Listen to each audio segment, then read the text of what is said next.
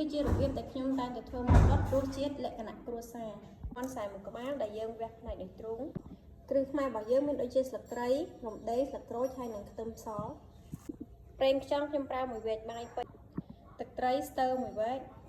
ទឹកស៊ីអ៊ីវបន្តិចប្រេងឆាមួយវែកយើងដាក់ប្រេងឆានេះដើម្បីឲ្យសាច់មាន់ដុតរបស់យើងមានរសជាតិទន់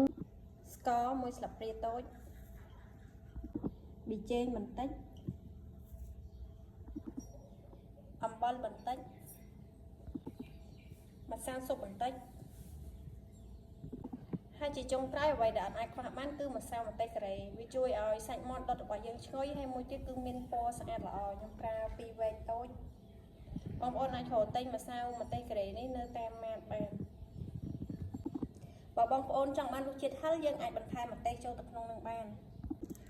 យើងធ្វើការប្រឡាក់មាន់របស់យើងឲ្យសព្វជាមួយគ្រឿងប្រហែលជារយៈពេល5នាទីល្មមគ្រឿងចូលមាន់សព្វហើយយើងអាចដាក់ដុតបានហើយ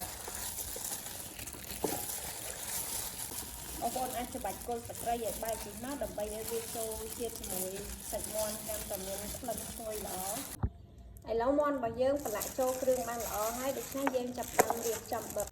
យើងប្រើស្លឹកគ្រៃសម្រាប់ទ្រាប់បាតឆ្នាំងបងប្អូនដើម្បីឲ្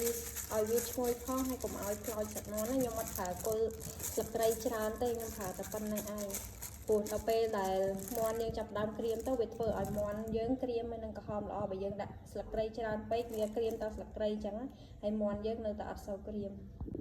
បងប្អូនអាចជ្រើសរើសឆ្នាំងដែលមានគម្របបិទជិតល្អវាធ្វើឲ្យសាច់មាន់យើងឆ្អិនបានល្អហើយគឺសព្វសាច់ទៀតត្រាប់ស្លឹកគ្រៃហើយយើងចាក់ប្រេងចូលបន្តិច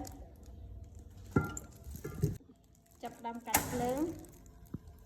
ដាក់ឲ្យស្លឹកគ្រៃនិងប្រេងរបស់យើងឡើងក្តៅឈ្ងុយស្លឹកគ្រៃហើយចាំយើងដាក់មាន់ចូល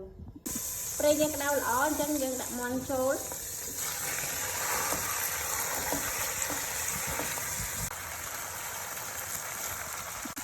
ដាក់ទឹកបិទចូលបន្តិច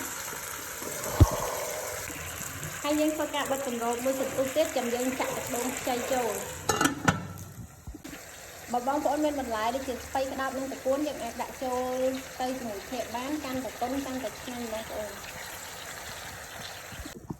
មាន់យើងបានមួយសន្ទុះយើងធ្វើការចាក់ទឹកដូងចូលចំណុចកន្លែងហ្នឹងយើងប្រើភ្លើងឲ្យខ្លាំងបងប្អូនហើយយើងបិទគម្របឲ្យជិតពេលដែលមាន់យើងចាប់ផ្ដើមពុះជាមួយនឹងទឹកដូងហើយយើងអាចធ្វើការប្រែមាន់របស់យើងបានពុះល្អបងប្អូនយើងធ្វើការស្រង់បន្លែយើងចេញបានហើយបើបងប្អូនចង់ឲ្យទន់តិចទៀតបងប្អូនទុកតិចទៀតទៅហើយយើងធ្វើការប្រែមាន់យើងទាំងអស់គ្នាហើយយើងបិទគម្របវិញយើងចិត្តគោកទឹកហ្នឹងអញ្ចឹងយើងធ្វើការប្រែវាមកម្ដងទៀតហើយកន្លែងនេះយើងទុករហូតដល់វាក្រៀមណាបងប្អូនចាប់ផ្ដើមកោកទឹកឲ្យបងប្អូនកន្លែងហ្នឹងគឺជាចំណុចសំខាន់ណាយើងត្រូវការបន្ថយភ្លើងវិញបើសិនជាបងប្អូនភ្លេចខ្លួនតែបន្តិចគឺធ្វើឲ្យមាន់របស់យើងខ្លោចហ្មង